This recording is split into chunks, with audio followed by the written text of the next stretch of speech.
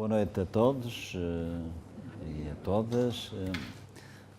Hoje é um dia em que Portugal está a jogar, portanto, ainda é mais valioso para mim como significado a vossa presença e procurarei ser merecedor da vossa paciência durante alguns minutos, que vou usar para tratar este tema de economia e ética. Como o Sr. Padre disse, eu sou economista, para mal dos meus pecados, embora já reformado.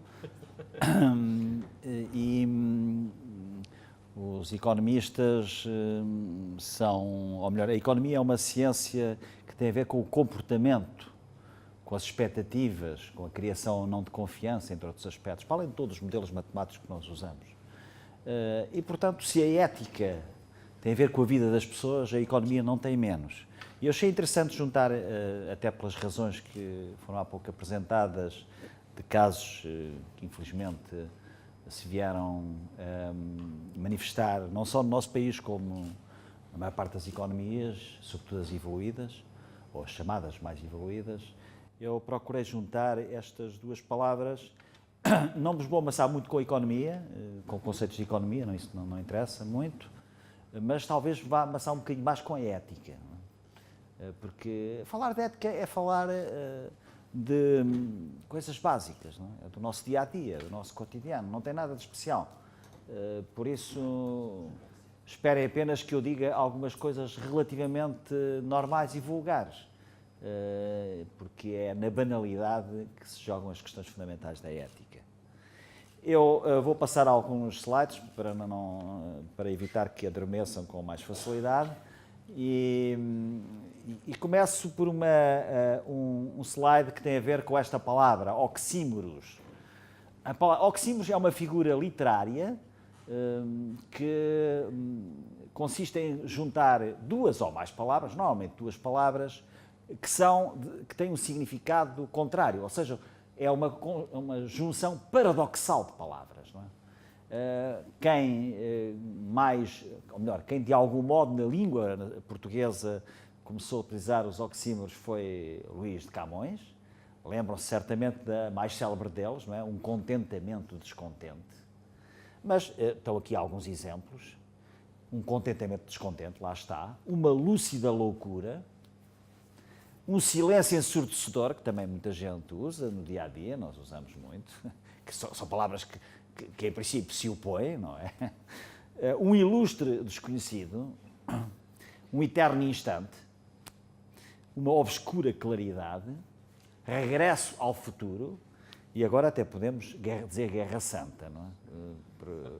Este é talvez o oxímoro mais, infelizmente, atual que temos à nossa frente. Bem, e perante isto, eu até diria que, brincando com o jogo das palavras, é só para vos anunciar que, em princípio, nesta minha intervenção, eu vou até ao fim. Em princípio, eu vou até ao fim. E a questão que se coloca é economia ética ou ética económica, embora ética económica não faça muito sentido, economia ética será um oxímoro. Ou seja, estamos perante duas palavras que se opõem, que são paradoxais. Evidentemente que há exemplos brutais, e há pouco o Sr. Padre já referiu alguns, em que de facto é um oxímoro, porque se faz negócio e economia, no sentido, enfim, negocial quase do termo, sem qualquer sentido ético, e a própria Evangelia Gaudium, há pouco citada, relativamente de Francisco, ou a Caritas in Veritate, por exemplo, o Bento XVI fala muito nisso, em que a ética é um elemento essencial que se deve sobrepor a todos os elementos estruturantes ou instrumentais da nossa vida, nos quais está, obviamente, a economia.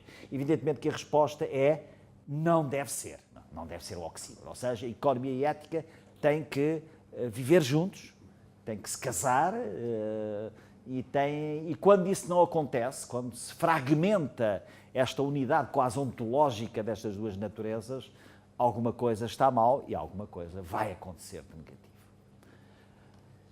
Bem, perante isto, esta é a questão da ética. Vamos falar agora, muito rapidamente, passar do verbo, tal como a verba, que é o que os economistas fazem. Às vezes não passam do verbo, até porque não há verba, mas isso é outra questão. A palavra economia, muita gente não sabe, não sei se aqui provavelmente saberão alguns, mas não saberá toda a gente. A palavra economia vem do grego oikos, nomos. Oikonomia queria dizer, oikos quer dizer a casa, o lar, a família, e nomos quer dizer as normas, as regras, a lei. Ou seja, a oikonomia, que depois passou a português para economia, no fundo tem a ver com as regras da casa. Portanto, desconfiem sempre dos economistas que dizem umas palavras difíceis em inglês e fazem uns raciocínios que ninguém percebe, às vezes nem os próprios, nas televisões e tudo isso, porque a economia é coisa muito simples, são as regras da nossa casa. Quando nós falamos de finanças públicas, estamos a aplicar as regras que uma boa casa, um bom lar deve ter. Quando nós falamos da dívida pública, estamos a falar de questões que também podemos ter nas nossas casas. Quando falamos do equilíbrio entre aquilo que são os nossos rendimentos e aquilo que são as nossas despesas, estamos a falar, não há nada de especial. O que depois há é, naturalmente, como ciência que aparentemente é a economia, o desenvolvimento técnico, das tecnicalidades que às vezes até são difíceis de entender e que nem sempre são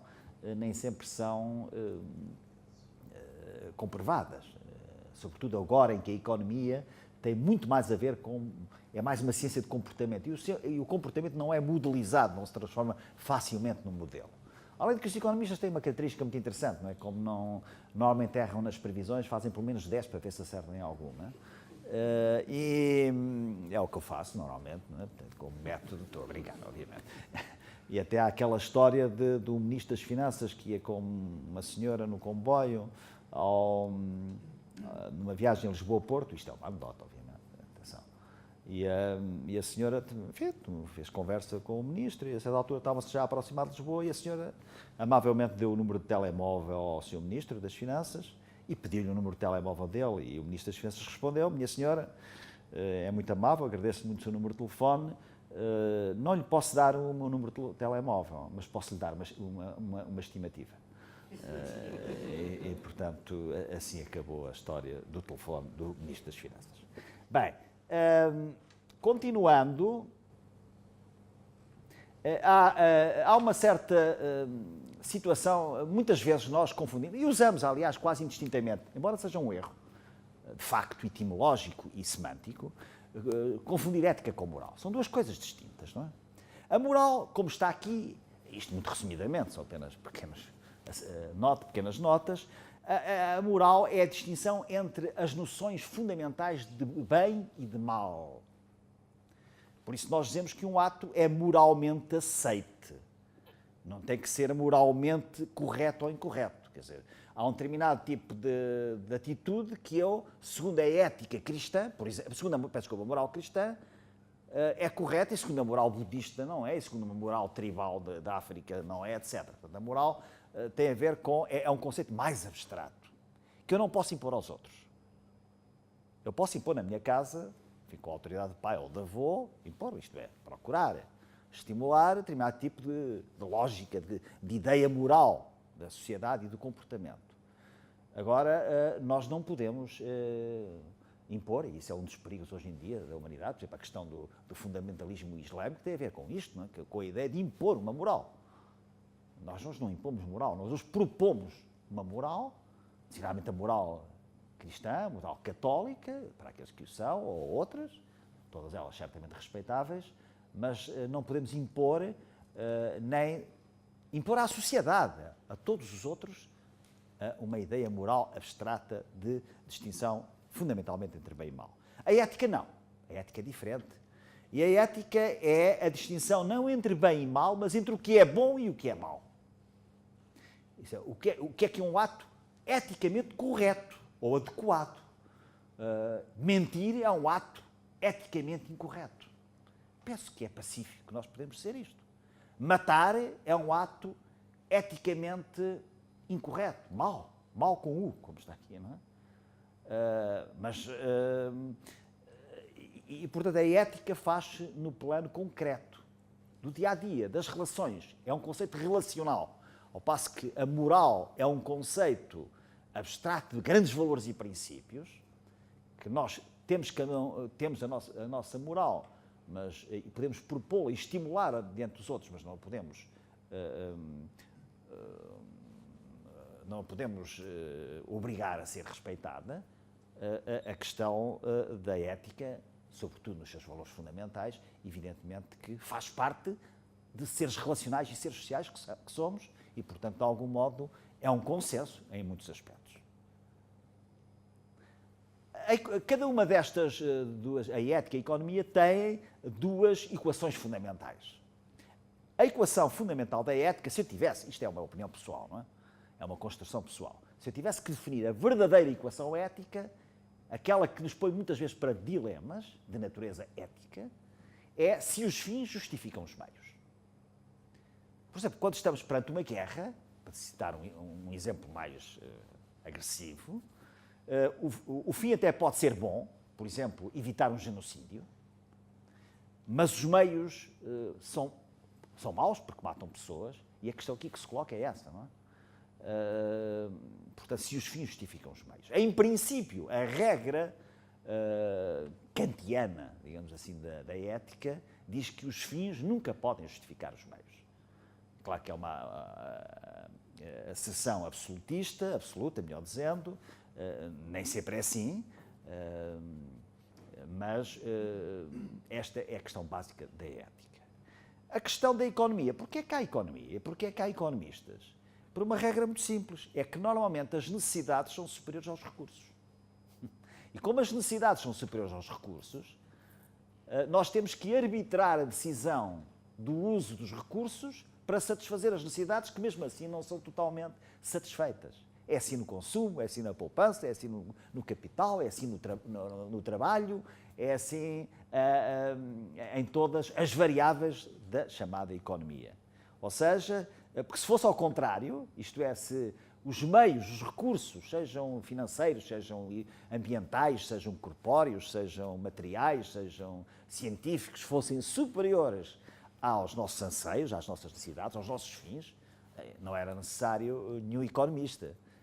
No fundo, a economia resulta da escassez dos meios face à necessidade e às ambições e à utopia, como seres humanos incluídos em sociedades, para os atingir. Bem, depois feita esta... enfim, vale a pena talvez passar aqui um bocadinho para não nos maçarmos muito com conceitos e falar na área das patacas. Eu sou botânico amador, não é? Já há 40 anos, e estudo mais botânica que economia, devo dizer, e com mais gosto, e com mais paixão, não é? Aliás, a semana passada estive em Bolonha e vi já agora lembrei-me disso, vi numa vitrina duas frases muito interessantes que eu achei muita piada, porque dizia mais ou menos isto: aquilo que nós fazemos sem gostar chamamos stress, aquilo que nós fazemos gostando chamamos paixão.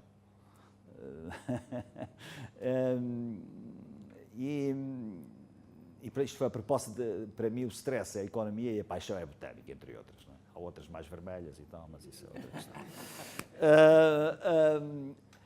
A árvore das patacas tem uma história, não é? Portanto, isso é juntar a botânica à economia. É uma árvore que, aliás, existe no Brasil, por isso a expressão é brasileira. A árvore foi classificada por Linneu, é a Dilenia indica. É uma árvore que está aqui uma fotografia, que existe muito no Brasil, e que o imperador Dom Pedro, quando foi para o Brasil, na corte, brincava com os meninos e com as meninas, com as crianças da corte, porque esta árvore, quando está em flor, é uma flor muito carnuda e globosa, e metia lá moedas e outras coisas. Podem-se meter e depois, quando a flor se transforma no fruto, como é aqui o caso, abre-se o fruto e sai uma moeda, não é? Foi quando o imperador Dom Pedro escreveu para a corte, para o resto da corte que vivia em Lisboa, a dizer: isto é tão rico no Brasil que até nascem moedas nas árvores. Não é? É riqueza por todo o lado. Bem, evidentemente que isto é uma alegoria muito interessante, mas não é verdade. Não é? Nós precisamos de esforço, de valores, de compromissos, de exigências, de sacrifício, e isso também é uma maneira de juntar a economia à ética. Nós estamos cá, entre várias, como seres humanos, não é? Nós estamos cá segundo várias condições. A primeira condição, que é aquela que é a mais básica, é a de sermos indivíduos. O que é que significa sermos indivíduos? Significa que somos irrepetíveis, como é óbvio. Mesmo os clones não conseguem repetir totalmente o indivíduo. Aliás, a expressão indivíduo é muito aritmética, biológica, não é? Como está aqui. Nós somos indivíduos, somos irrepetíveis. Qualquer um de nós é diferente dos outros.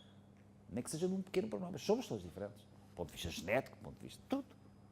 Mas esta noção de indivíduo não nos distingue de uma árvore que esteja ali fora, que também é um indivíduo, como ser vivo que é. As árvores também são indivíduos. Ou um gato, ou um cão, ou uma mosca. São todos indivíduos. E às vezes custa-me perceber que a expressão que se usa mais para falar de nós é de indivíduos. Que é a noção mais básica e que não nos distingue dos outros seres vivos. Então temos que passar para uma escala superior. E a escala a seguir é de cidadão ou de cidadã. O que é o cidadão ou cidadã? Como a própria palavra indica, é o homem e a mulher da polis, da cidade. Ou seja, é portador de direitos e de deveres previstos na lei, no ordenamento jurídico. Isto é, digamos que é a dimensão social e jurídica. Vivemos em pátrias, em países, em regiões que têm as suas normas social e juridicamente plasmadas para que as pessoas vivam com o mínimo de regras, não é? Isso é verdade. Aliás, esta noção, embora seja uma noção que eu já não tenho nenhuma novidade, não é assim tão nova, porque antes disso antes da cidadania, houve escravos, servos, vassalos, subditos em monarquias absolutistas, etc, etc. Portanto, a noção de cidadão é relativamente recente na história da humanidade. Mas eu tenho o meu cartão de cidadão. Eu até creio que tenho aqui, não é? Pois. Tem o meu nome, tem a minha altura, que é um bocadinho maior que a do Messi, mas muito pouco. Tem o meu ano de nascimento, o meu sexo, a minha assinatura, o nome dos meus pais e depois mais uns números da Segurança Social, do Serviço Nacional de Saúde, etc. É o cartão de cidadão. E muito bem dito, cartão de cidadão. Ora, a maior parte de mim não está no cartão de cidadão. E o que é que não está no cartão de cidadão? Aquilo em que eu sou pessoa. Há quem diga pessoa humana, mas não precisamos dizer humana, não é? Somos pessoas, somos humanos. Ou seja, qualquer um de nós tem vontade, tem alma, tem espírito, tem coração, tem sensibilidade, tem percepção. Nada disso está aqui. Nem pode estar, como é óbvio. Como é óbvio. Ora, é isto que nos dá a dimensão verdadeiramente ética. O que é que eu sou? Tenho caráter ou não tenho? Minto muito ou não minto? Sou respeitador? Cumpro os meus deveres? Aqueles que não estão plasmados na lei, mas é que eu sou obrigado? Cumpro os meus deveres de avô? Cumpro os meus deveres de pai? Ou cumpri?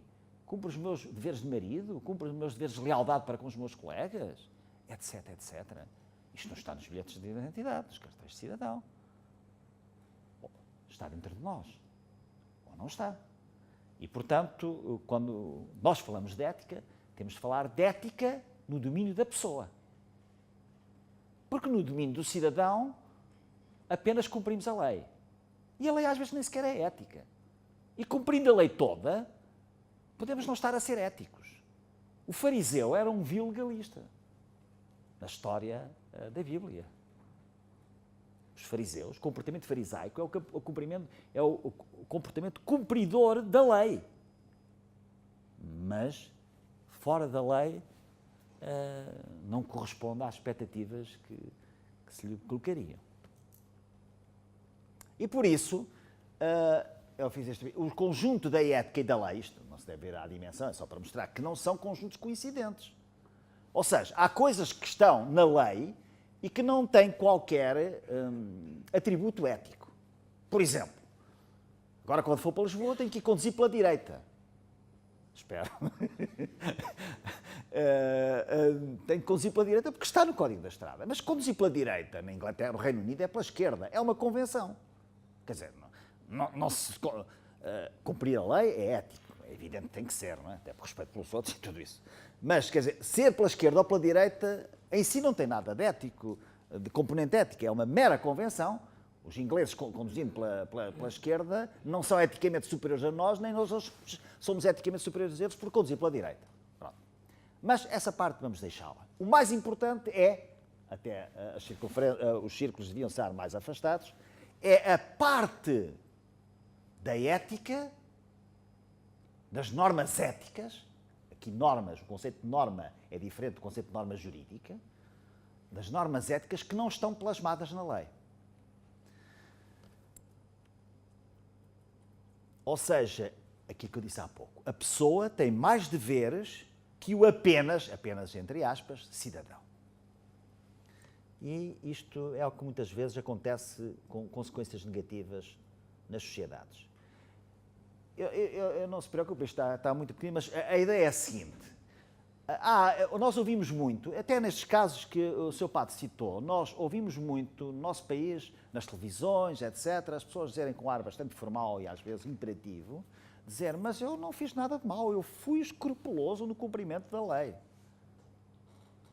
Até pode ter sido. Não é, muitas vezes não é verdade, mas até pode ter sido.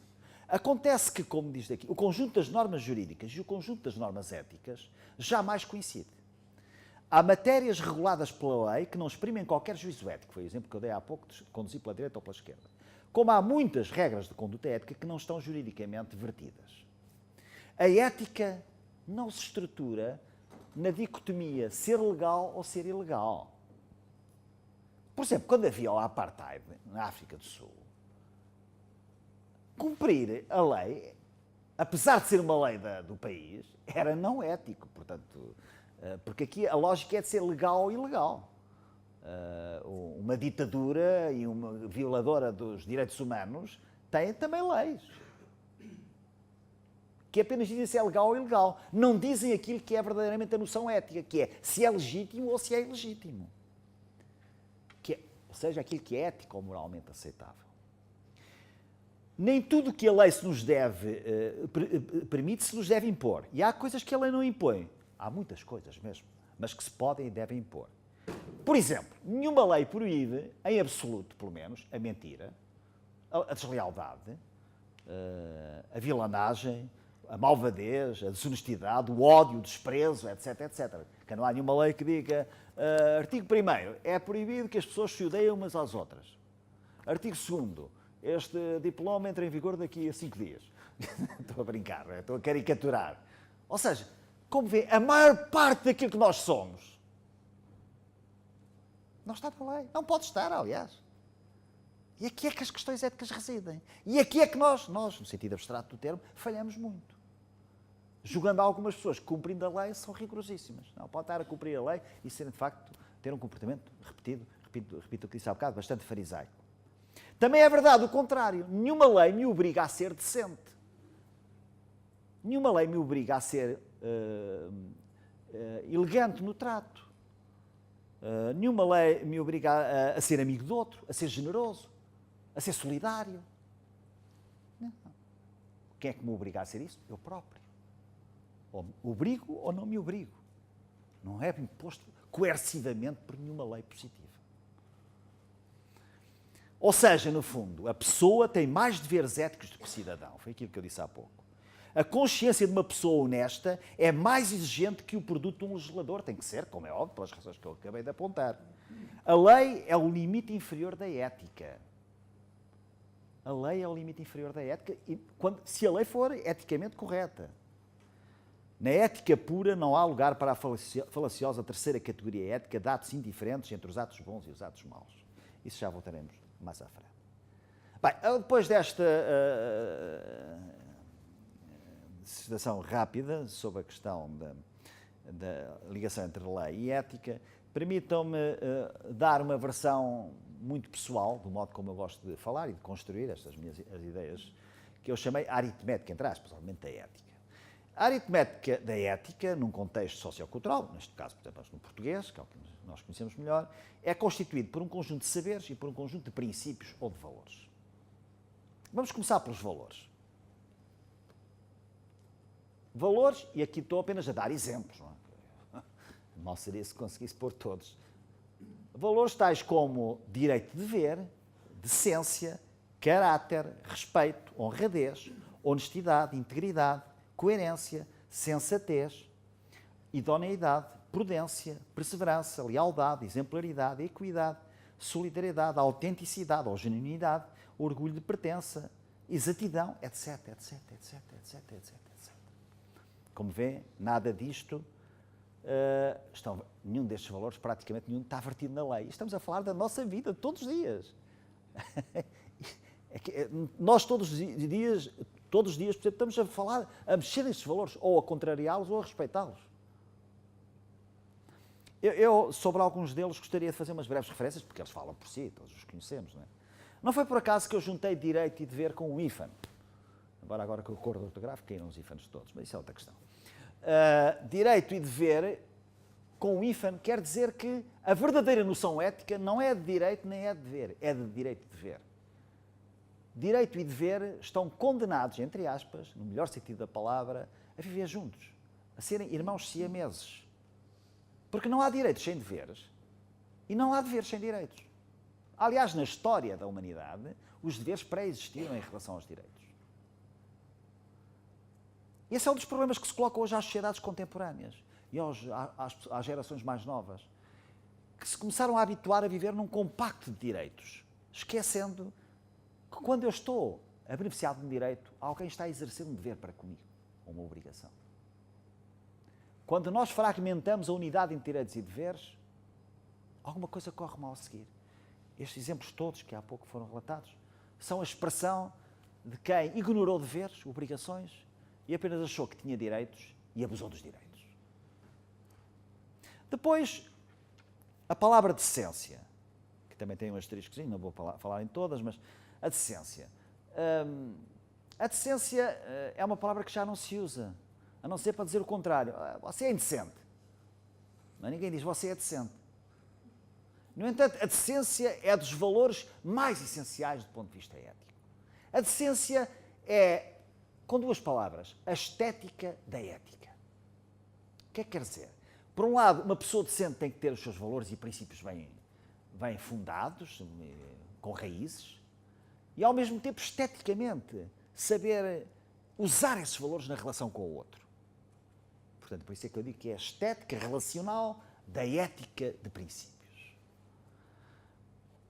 E a propósito disto, devo já dizer que há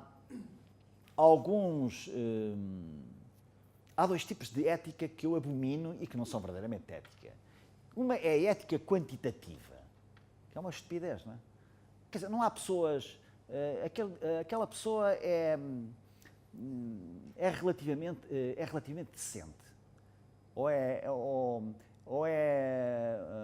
pouco decente, ou é muito decente. Aqui não há relativamentos, nem muitos nem poucos. Uma pessoa é decente ou é indecente. Quer dizer, eu não posso ser decente com 1 milhão de euros e indecente com os trocos. Porque o problema nós estamos de tal maneira, isto tem a ver com a economia, não é? Nós estamos de tal maneira às vezes, e deixamos-nos conduzir até no plano mediático, pelos números, por todas essas coisas, andamos a discutir 0,1 disto e 0,01 daquilo, e chegamos à conclusão que os números às vezes são os mais importantes. Eu costumava dizer aos meus alunos, a propósito desta questão da ética da quantidade, que não pode existir. Eu dizia assim, suponha que você é empregado de uma empresa e conseguia chegar ao balcão e roubar para si 50 euros. Acham isto eticamente correto? Não, é completamente reprovável. Óbvio, não é? Óbvio. E depois dizia-lhe, agora suponha que em vez de roubar os 50 euros, levava para a sua empresa um conjunto de documentos pessoais ou um livro e fotocopiava. E o custo para a empresa eram também 50 euros. Achava isto eticamente correto?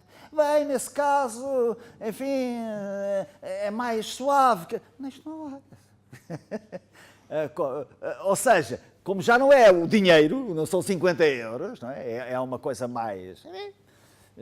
usou da mesma maneira 50 euros, gastou 50 euros em empresas, mas através de uma fotocópia de um livro ou dos apontamentos dos filhos ou não sei o quê, acha que já...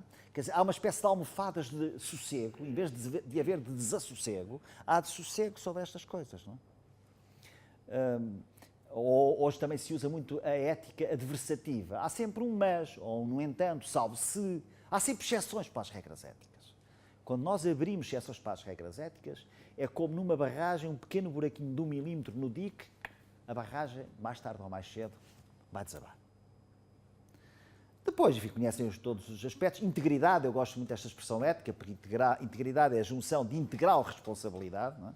Portanto, tem a expressão inglesa, accountability, integral responsabilidade. A prudência foi uma das grandes valores éticos que São Tomás de Aquino tanto falou, que no fundo é o doseamento certo dos meios para atingir os fins. Que também há pouco falei. A equidade, tudo isso, enfim... o orgulho de pertença, a exatidão, deixa-me só falar da exatidão, apenas por um pormenor, é só para isto não ser tão pesado, não é? Mas hoje a exatidão é um valor ético, não é? É um valor matemático, é um valor de precisão, mas é também um valor ético.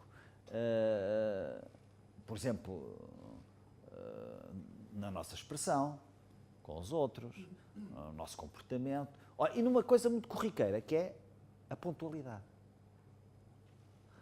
Hoje as pessoas não são pontuais, quase todas, o que é uma pena, e é por causa destas coisas, porque eu estou à espera de uma pessoa às 10 horas, recebo às 10 menos 5 um SMS, estou no trânsito, só que daqui a 20 minutos, ou meia hora, não sei, um attimino, como dizem os italianos, não é? Ou um segundinho, é só um segundinho. Aliás, nós somos tão pouco exatos na aritmética destas coisas que, não sei como é que nós dizemos daqui a uma semana? Daqui a 8 dias. Mas se for daqui a 2 semanas, dizemos daqui a 15, somamos 8 com 7. Não sei se já repararam, não é? Não deixa de ser curioso, não é? Eu lembro, quer dizer, já não me lembro, para ser mais rigoroso. Eu sou casado há 45 anos e namorei a minha mulher, na altura namorada, há 6 anos. E ela estava na Faculdade de Letras e eu estava na Económicas, na Rua do Quelhas, não é? E normalmente juntávamos ao jantar na cantina universitária, que era quando nos encontrávamos ao fim do dia, pois cada um ia para o seu. Eu vivia em Campo de Ourique, ela vivia na Avenida de Roma. E eu às vezes perguntava à minha mulher, ela falava, mas como é que era na altura, se tu adoecias, ou eu, ou se tinha um impedimento qualquer, como é que nós avisávamos um ao outro? Não havia telemóveis. Os telefones das casas onde vivíamos em quartos, não é? Nós não podíamos, só em situação muito... Lembro quando foi o sismo em Lisboa, que fui aos meus pais, para saber se estava tudo bem. Autorizaram-me e eu pedi, porque eu, normalmente quando eu queria falar com os meus pais, vinha a uma estação dos Correios, não é? Fazê-lo, como é óbvio. Mas esquece até que funcionava tudo. Eu já não me lembro como era, o que não deixa de ser espantoso. Mas funcionava tudo e funcionava melhor. Éramos todos muito mais pontuais. Bem, isto é uma parte. Portanto, no fundo, a questão, aquilo que eu disse há pouco, não é? Os direitos a correspondem a deveres de... E agora há aqueles exemplos, portanto, o direito de dever e o poder de dever, porque o poder sem dever também não tem sentido ético. Não é? Seja qual for o poder, desde logo de casa, desde logo de pai ou de mãe, de avô, de avó, de irmão, etc. O direito à vida exige o dever de não matar os outros, o direito à liberdade exige o dever de não exercer coerção sobre os outros, o direito à propriedade exige o dever de não roubar, o direito à verdade exige o dever de não mentir, o direito ao trabalho exige o dever de trabalhar, o direito à urbanidade exige o dever de não ser deselegante com os outros, etc, etc, etc. Portanto, temos que ensinar, sobretudo aos mais novos, que quando falamos de um direito, temos que ter sempre associado o correspondente dever. Eu há pouco disse que a ética para mim era um conjunto de valores e saberes, vamos agora falar de saberes, também exemplos. Saberes tais como o saber cognitivo, a que eu chamo conhecimento, o saber entender, a que eu chamo compreensão, o saber fazer, a que eu chamo capacidade, o saber ser, que é a experiência, é os erros da vida, o saber estar, que é o relacionamento, o saber decidir, que é a autonomia, o saber mudar, que é a adaptação e a atualização também, o saber dar e receber, que é a partilha, o saber comandar, que é a liderança, o saber envolver-se, que é a participação, o saber acreditar, que é a motivação, o saber até sonhar, que é a utopia, o saber rir e a prazer, que é o humor, enfim. Então aqui um conjunto de saberes que no seu compósito, no seu conjunto, e não apenas estes, constitui a verdadeira sabedoria. Nós conhecemos tantas pessoas que têm um conhecimento exíguo do ponto de vista cognitivo, nunca andaram nas escolas superiores e médias, e, no entanto, são autênticos sábios da vida. E há pessoas que foram até meus colegas com notas altíssimas, mas que nunca adquiriram a capacidade de liderar, por exemplo, ou de comandar, etc. Todos estes saberes são importantes e todos estes têm um sentido ético. Só 2 notas, para não estar a amassar muito, sobre estes saberes todos, que nós sabemos o que são. Qual é a diferença entre conhecimento e compreensão? Ou seja, entre o saber cognitivo e o saber entender? Eu vou dar um exemplo. E o saber entender é que tem a ver mais com a questão ética. Se, por exemplo, eu não soubesse o sabor da canela, por exemplo, lembrei-me agora da canela, até porque gosto, e vamos supor que nesta sala eu estava perante os maiores sábios que já tinham escrito os melhores tratados do mundo sobre o sabor da canela. E eu lia todos os vossos tratados, mas mesmo assim eu não conseguia chegar a apreender profundamente qual era o sabor da canela. Tenho que aprovar. Ou seja, o saber entender, a compreensão, é aquilo que nós adquirimos não pelos manuais, mas pela vida. E tem a ver com os afetos, tem a ver com os gostos, no sentido mais global do termo, com a vivência, com a mundividência que cada um de nós consegue ou não alcançar. Também uma pequena nota sobre o saber envolver-se. Se bem repararam, eu não escrevi saber comprometer-se. Eu escrevi saber envolver-se, que é a participação. Há uns anos bons li um tratado de gestão feito por um norte-americano, em que ele também falava nisto e dizia: há muita gente que confunde envolvimento com comprometimento. São coisas diferentes. Eu às vezes dizia também aos meus alunos: envolvam-se, mas não se comprometam. No sentido que eu agora vou dizer ético da expressão. E ele dava um exemplo, que eu aqui também repito, que era: suponha que está num restaurante ou está em casa e está a comer um ovo estrelado com fiambre. Uma refeição relativamente frugal, não é? A galinha está envolvida, mas o porco está comprometido. Não é? A galinha desempenhou o seu papel, como poedeira que era, pôs o ovo, eu comi, ela continua, envolveu-se comigo na minha alimentação, no meu ciclo alimentar, envolveu-se, amanhã volta a pôr mais um ovinho, tudo bem. O porco, para estar ali o fiambre, portanto, o comprometimento, isto é, quando nós perdemos a liberdade, no sentido existencial do termo, a mais profunda liberdade, que é de sermos responsáveis, porque a liberdade é o estádio superior da responsabilidade. Quais destes saberes podemos dispensar na nossa ação? Obviamente nenhum, não é? Portanto, no fundo, a ética tem a ver com este triângulo. O triângulo do conhecimento, académico e não só, mas sobretudo académico, da experiência da vida e depois da sabedoria, que é, digamos, o cume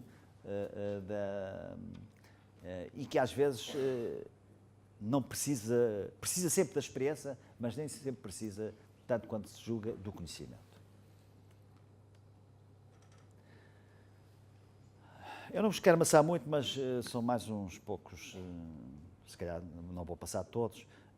Nós, normalmente, na vida, distinguimos as nossas decisões ou os nossos atos em 2 grupos.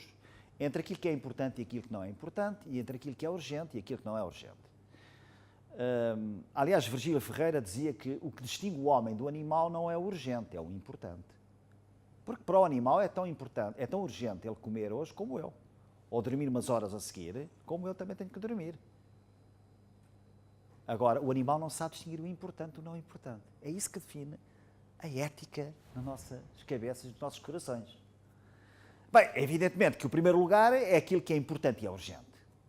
Em último lugar está aquilo que nem tem importância nem tem urgência. Mas a questão dos dilemas éticos põe-se aqui, entre aquilo que é aquilo que é importante, mas não é urgente, e aquilo que é urgente e não é importante. E aqui é que nós muitas vezes nos despistamos, passa este plebeísmo, e erramos muitas vezes. Temos muita dificuldade em distinguir isto. Sobretudo num tempo e numa sociedade contemporânea em que vivemos o primado do urgente. Normalmente, o urgente não tem qualquer importância. Assim como, normalmente, o importante raramente é urgente. Estou a simplificar, não é? Se me der agora aqui um problema de saúde, evidentemente que o importante é urgente, para tratar da minha vida. Mas nós andamos em sofreguidão constante com o urgente. E chegamos ao fim do dia e vamos deitar e fazemos um exame de consciência e disse, mas o que é que eu fiz hoje? Andei atrás de coisas da chamada urgência. E por isso há uma grande iliteracia do importante e há uma grande falsificação do urgente, não é? De tal maneira que hoje o urgente já não é urgente, passou a ser o emergente e tudo isso, não é? Esta é uma questão que, do ponto de vista ético, também é muito importante e onde, naturalmente, devemos refletir. Os dilemas éticos estão aqui. Graus éticos. Os graus de exigência ética são três. É aquilo que é eticamente requerido, é exigido, aquilo que é eticamente permitido e aquilo que é eticamente, atenção, não é juridicamente, eticamente proibido ou interdito. Por exemplo, matar uma pessoa. Não temos qualquer dificuldade em dizer que matar uma pessoa é eticamente proibido, não é? Como é óbvio, também é juridicamente, legalmente. Aqui coincide, mas podem não coincidir. Um arguido ficar em silêncio num julgamento, podemos considerar que é eticamente permitido. Não é proibido, nem é requerido. É um direito que ele tem, jurídica e eticamente. Manter o segredo profissional, por exemplo, um médico, um advogado, outra profissão qualquer, é eticamente requerido. Não há dúvidas. Acontece que, então no plano jurídico não há qualquer dúvida. Acontece que a ética é mais profunda e mais sofisticada nesse aspecto. Por exemplo, há situações em que matar uma pessoa é eticamente permitido, em legítima defesa. Aliás, o Catecismo Católico fala nisso, não é? Em legítima defesa, se alguém chegar aqui ao pé de mim com uma pistola na mão, para me matar e saber que me vai matar, se eu tentar matar a ele primeiro que ele me mata a mim, é eticamente permitido. Eticamente, nós estamos a falar jurídico, legalmente, eticamente. Um arguido ficar em silêncio no julgamento. Pode ser ética. Do ponto de vista legal, repito, é eticamente permitido em qualquer circunstância. Mas vamos supor que esse silêncio desse arguido está a pôr, por exemplo, uma pessoa inocente como culpada ou está a esconder um criminoso na mesma situação ou ligado com ele. Legalmente, ele de facto pode estar calado. Agora, eticamente, é proibido ele manter o silêncio. É uma exigência ética ter que dizer aquilo que ele sabe e que é importante para que não condene inocentes e não inocentem pessoas criminosas ou atos criminosos. Manter o segredo profissional também pode ser eticamente proibido. Não sei se há aqui advogados, por exemplo, pode haver circunstâncias do médico em que isto pode acontecer. Enfim, não vou agora estar a detalhar. Não quero aqui meter-me com os padres nas confissões, porque isso é um plano diferente. Mas do ponto de vista ético, não deixa, não é do ponto de vista deontológico, do ponto de vista ético, não deixa de existir este problema. Não é? É só para dizer que isto, como vê, a nebulosa ética é muito mais complexa do que parece. Não é? Bem, agora, passar para um ponto rapidamente da globalização. A globalização, ao contrário do que as pessoas pensam, não é o aumento das trocas comerciais e da liberdade de movimentos de bens, mercadorias, pessoas, etc. Isso é verdade. Mas a verdadeira noção de globalização é a erosão, a diluição da importância do tempo e do espaço. Isso é que se chama globalização. Ou seja, é eu, neste momento, poder estar a fazer uma operação na Bolsa de Singapura, ou daqui a 2 minutos estar a acontecer um terremoto no Paraguai e nós estarmos a ver na televisão. Que é o tempo e o espaço, como noções de barreira, como barreiras, não desapareceram, mas praticamente diluíram-se. Aliás, houve um caso que se passou comigo e com a minha mulher, está a fazer um ano, que foi o atentado em Nice. Eu estava com a minha mulher em Nice, nessa noite, E 8 minutos antes estava no local do acidente. Porque o nosso hotel era nessa avenida, tivemos na festa, que foi uma festa muito bonita, de famílias inteiras, 3 gerações, pais, crianças, adultos, toda a gente, muitas barraquinhas para as crianças brincarem, andavam de bicicleta, faziam os jogos, pessoas espalhadas por toda a praia, fogo de artifício, uma festa popular, não era nada elitista, era uma festa genuinamente popular, não é?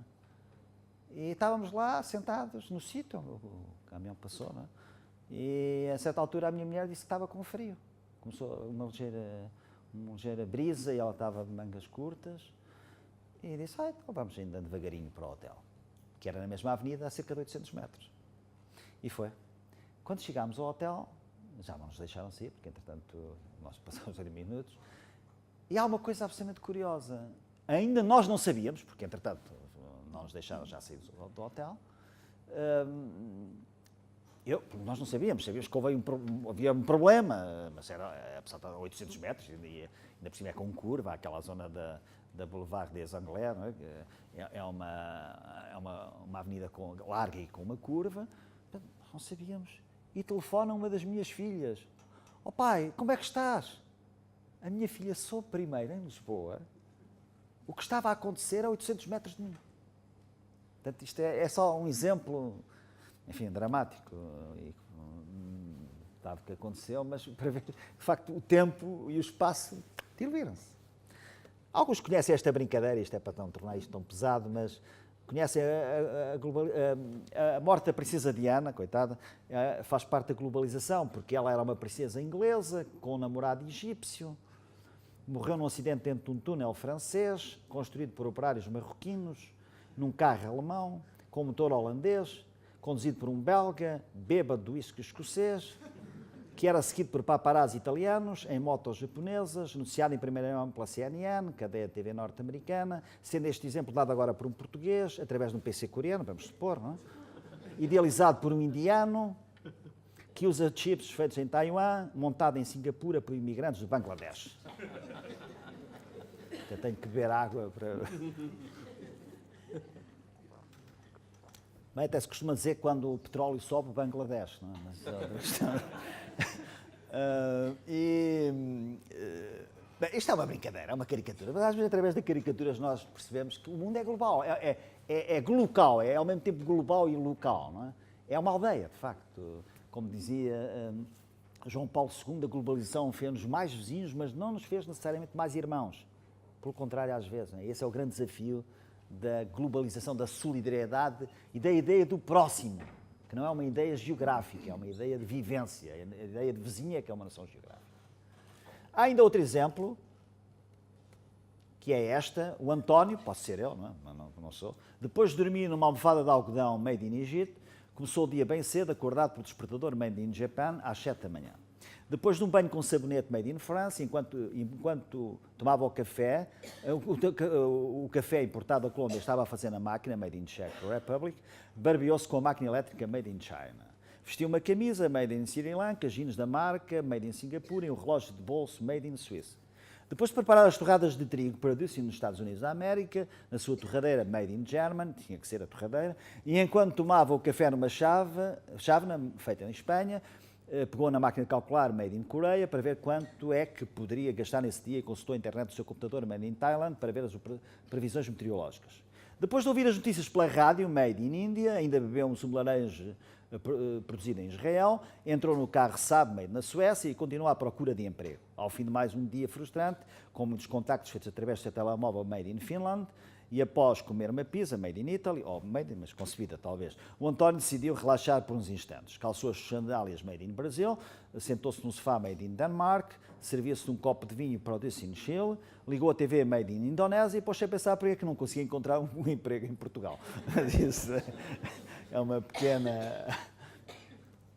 Bem, o que é certo é que na era da globalização, tudo tem tendência para se uniformizar e igualizar, exceto nós. Paradoxalmente, a globalização veio acentuar a importância de nós como pessoas, no mal e no bem. E não é preciso dar muitos exemplos, quer de um lado, quer do outro, e sobretudo, infelizmente, neste momento, do mal. Não é? Como dizia Bertrand Russell, as pessoas têm uma coisa em comum, é que são todas diferentes. E é nessa diferença que pode estar o progresso ou o regresso. Esta é uma pequena história que devem ter ouvido. É um filho que está a dizer para o pai: tenho um netbook, tenho o MP3, tenho a pendrive, tenho o iPad. Pai, o que é que vocês usavam na vossa escola? E o pai respondeu: a cabeça. Ou seja, isto é apenas para dizer o seguinte: os meios, as técnicas, são exatamente isso, meios. Não para nos escravizarem, mas não para nos desumanizarem, não para nos enjaularem, não para nos criarem stress artificial, não para nos afastar do sentido da vida, mas instrumentos que facilitam, que fazem mais depressa, que nos permitem ganhar tempo para viver melhor e de outra maneira. São coisas diferentes, não é? A técnica é muito ambivalente.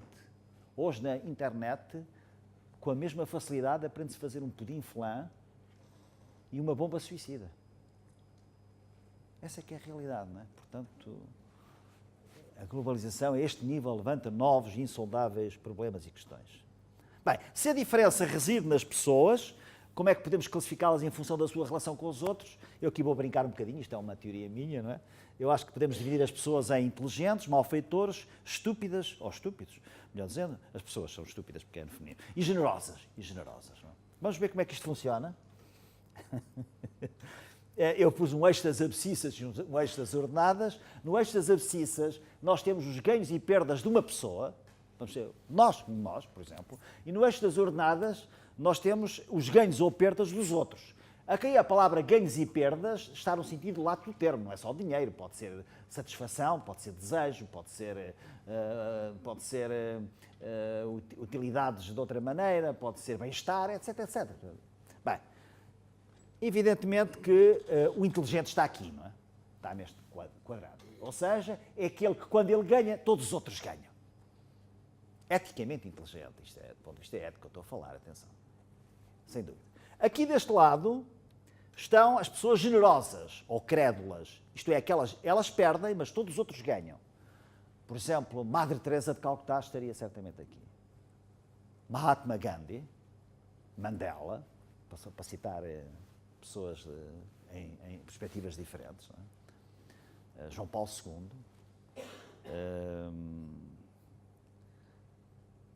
Nos momentos a seguir às visões ou aparições, os agora santos de Fátima, não é? Eles sofreram muito em nome de coisas que eram ganho para todos os outros, enfim, na perspectiva ética. Bem, continuando, aqui temos os bandidos, os malfeitores, ou seja, aquilo em que eles ganham, mas todos os outros perdem, não é? Todos os outros, que é uma maneira de dizer, não é?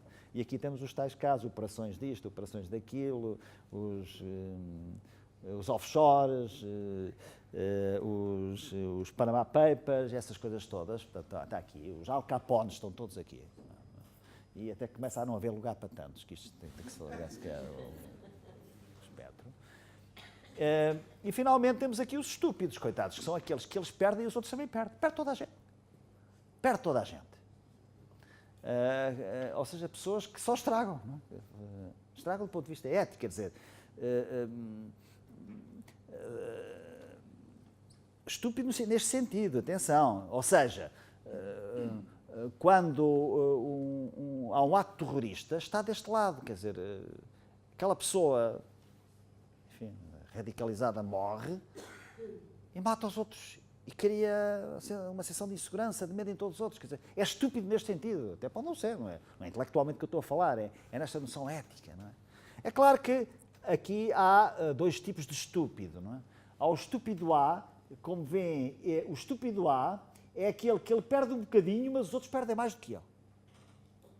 É aquela parte mais pequenina no eixo das abscissas e a parte mais alta no eixo das ordenadas. O estúpido B, ao contrário, ele perde mais do que os outros. É aquilo que eu chamo o estúpido mais que perfeito. Também há muitos, enfim. Por exemplo, na política há bastantes assim, também já lá estive, também podem classificar aqui se quiserem, não sei. Mas, enfim, esta é uma maneira de dizer apenas que eticamente é nesta faixa dos generosos e dos inteligentes que as pessoas se deveriam posicionar.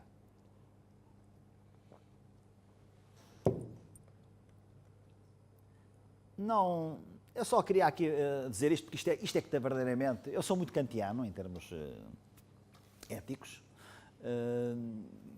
e Kant, só faço esta distinção e não vos vou amassar mais, mas Kant, entre muitas outras coisas, separava o dever ativo do dever passivo. Ele dizia, o dever passivo é a obrigação do obrigado. Ou seja, se eu for inquilino, eu tenho que pagar a renda de acordo com o contrato até ao dia X. Eu, como contribuinte, tenho que pagar os meus impostos de acordo com a lei. Eu, se tiver um crédito bancário, um empréstimo hipotecário no banco, tenho que pagar, amortizar a dívida e pagar os juros. Ele diz, sim, isso é importante, cumprir, isso é importantíssimo, mas isso não é verdadeiramente o cerne da questão ética. Porque eu aí estou obrigado, ou por contrato, ou por lei, ou por tradição, ou por persuasão, ou qualquer coisa. Ele dizia, sim, isso é importante, mas não. Isso verdadeiramente, para mim, dizia Kant, isso não é ética. A ética é o dever ativo, ou seja, a obrigação do obrigante. Aquilo que se obriga por si próprio.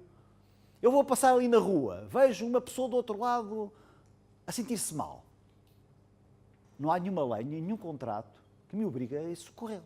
Só vou se me obrigar, a mim próprio. É a obrigação do obrigante. Isto é que é verdadeiramente a ética. É por isso que as questões que há pouco falei, estas pessoas não podem estar na lei, porque são aquelas em que nada me obriga a não ser eu próprio. E este é o ponto mais deficitário, do meu ponto de vista, da ética na sociedade contemporânea. É que as pessoas auto-obrigam-se pouco. Eu dava um exemplo, só se me permitem, dava um exemplo aos meus alunos que era o seguinte, e vou já terminar muito rapidamente. Eu dizia, olha, daqui para a semana vocês vão ter a frequência, não é? Muito bem. Eu vou fazer o seguinte, em vez de vocês virem para a sala de aula e eu entregar o enunciado e cronometrar as 2 horas ou 2 horas e meia, não, eu vou fazer de outra maneira. Eu vou entregar o enunciado dentro de um envelope lacrado, entrega a cada um de vós e vocês vai para casa, não consulta nenhum livro, não fala com ninguém, mede ou cronometra as 2 horas e meia, fecha o ponto depois de corrigido e amanhã entregam, fechadinho à mesma. E eu perguntava aos meus alunos, algum de vós é capaz de cumprir as regras em casa? Não fala com ninguém, não copia, não cumpre as horas, é como se estivesse na sala de aula. E eles diziam, isso é que era bom, então. Ou seja, Kant dizia, a outra não tem grande... O facto de não copiar, com o professor à vista, está obrigado. A não ser que o professor seja distraído, ou não queira ver isso, mas é a obrigação do obrigado, é um dever passivo. A outra não, a outra ele está sozinho, só responde perante ele próprio, mais ninguém. É a beleza da ética, é o dever ativo. E aqui nós falhamos muito. Quando nos vemos ao espelho ético, temos sempre esta dificuldade, não é? Os portugueses, por exemplo, são ótimos na chamada ética da terceira pessoa, que é a ética em que nós dizemos aos outros como devem fazer, que é moralidade, não é moral, é moralidade. Faz assim, faz assado, etc. Mas a grande ética é a ética da primeira pessoa. Não é o que o outro deve fazer, é o que é que eu devo fazer, antes de dizer ao outro o que é que ele deve fazer. Este é um dos grandes déficits éticos das sociedades contemporâneas. Depois, já há só um ponto que eu aqui também gostaria de referir, que é a linguagem ou o framework moral, não é? As pessoas tendem a percepcionar, a perceber a intensidade ética das questões de acordo com a linguagem usada. É por isso que se fala hoje muito na chamada linguagem politicamente correta, que é uma forma de gerar moral muteness, que é gerar mudez moral e descarnar as noções de conceitos éticos. Por exemplo, hoje as crianças já não chumbam, ficam retidas. E algumas derretidas. Os economistas não dizem recessão, dizem crescimento negativo. Numa guerra, as bombas matam crianças, civis, velhos, mulheres. E o que é que dizem os jornais? A guerra teve danos colaterais, efeitos colaterais. Danos colaterais, uma coisa assim. Mais suave, não é? Quer dizer que matou crianças. Hoje, no Parlamento, já ninguém diz uma... O senhor mentiu, não? Ninguém diz isso. Eu disse uma inverdade. É uma coisa mais suave. Ou agora, até essas coisas do... Como é que se chama agora? O Pós-verdade. Pós-verdade e tudo isso. Sempre conceitos para a mentira. Mas é que é de mentira. Se for assim, se a mentira corresponde à inverdade, a verdade devia corresponder à mentira, não é? Depois, por exemplo, nas questões fundamentais que eles se colocam, eutanásia. Não, morte clinicamente assistida, uma maravilha. Com sinfonia e tudo, não é? Desculpa, eu estou a caricaturar de propósito, não é? Se eu disser no Alentejo, onde passo o fim de semana, ouvi dizer que aquela senhora fez um desmancho. A minha vizinha diz... Mas depois disser, não, fez um aborto. Não, fez uma IVG. Quer dizer, retira-se, as palavras estão... As palavras entram dentro de nós, eticamente falando, de uma maneira mais agressiva ou menos, e isso depois influencia as pessoas. Não é? Por exemplo, a própria expressão interrupção voluntária de gravidez é um disparate, porque não é interrupção, é cessação. Porque uma coisa que se interrompe pode-se recomeçar. Ou não é? Porquê é que nos diz cessação? Porquê é que se usa um acrónimo, IVG? E muitas outras, não é? Salas de chute são salas de injeção assistida, por exemplo. Não é? Mas coisas que não até têm piada, não é? Por exemplo, hoje, no meu tempo, o menino era requieto, agora é disfuncionalmente hiperativo. Fica um bocadinho... qualquer dia um anão é um cidadão verticalmente desfavorecido. Não sei. Porque, por exemplo, porque incomoda-me umas pessoas dizerem uma palavra que, aliás, até é negativa do ponto de vista, mas não é nada agressiva, que é aquela pessoa é cega. Coisa que sempre se disse. Agora tem que ser invisual. Com disparate, porque invisual não é o que não vê, é o que não é visto. Se eu for invisual, não me veem. Não sou eu que não vos vejo a vós. Então será que o surdo qualquer dia é inauditivo? Não, reparem bem, se ouvirem um telejornal ou um serviço noticioso, durante uma hora, só ouvem expressões de quem, as quais foi retirada a casca ética, na economia, na política, na guerra, nas ciências da vida, na escola. Hoje os meninos já não copiam, fazem copy and paste. Hoje já não plagiam, fazem uma investigação. Hoje as fraudes foram promovidas tecnocraticamente a imparidades. Imparidades, que é para não dizer fraudes, não é? No meu tempo, na faculdade, não havia essa palavra imparidades. É uma palavra inventada, não é? Justamente para... Há imparidades, tecnicamente imparidades mesmo, mas depois as fraudes também são imparidades. Ou a má gestão. Nós olhamos, por exemplo, para alguns bancos. Aquilo não são imparidades criadas, não são imparidades que surgiram da noção de risco, são criadas, muitas delas. Não é? Quando há um conflito de interesses, há alguns senhores que dizem, bem, isto é uma sinergia. É tudo. E podia estar aqui até amanhã de manhã a falar em expressões politicamente corretas. Não é? Qualquer dia o roubo é a extração de modo abrupto de um bem de outro. Qualquer coisa. Isso vai ser, depois com siglas, que é para ficarmos todos mais... Enfim, mas não quero fazer-vos perder muito mais tempo que isso. Permitam-me só esta carta que Lincoln escreveu ao professor do seu filho, ler porque acho que é interessante. Nas brincadeiras, ao professor do seu filho, não é? Nas brincadeiras com os amigos, explique-lhe que a derrota honrosa vale mais do que a vitória vergonhosa. Ensine-os a acreditar em si, mesmo sozinho contra todos. Ensine-o a ser gentil com os gentis e duro com os duros. Ensine-o a nunca entrar num comboio simplesmente porque os outros também entraram. Ensine-o a ouvir a todos, mas na hora da verdade a decidir sozinho. Ensine-o a rir quando está triste. Explique que por vezes os homens também choram. Ensine-o a ignorar as multidões que reclamam sangue e a lutar só contra todos se ele achar que tem razão. Trate-o bem, mas não o mime, pois só o teste do fogo faz o verdadeiro aço. Deixe-o ter a coragem de ser impaciente e a paciência de ser corajoso. Estes são os princípios fundamentais da doutrina social da Igreja, como todos nós sabemos, e de algum modo a ética está empreganada nestes princípios. O primeiro e básico, que é o princípio da dignidade e da centralidade da pessoa humana, do qual resulta o princípio do bem comum.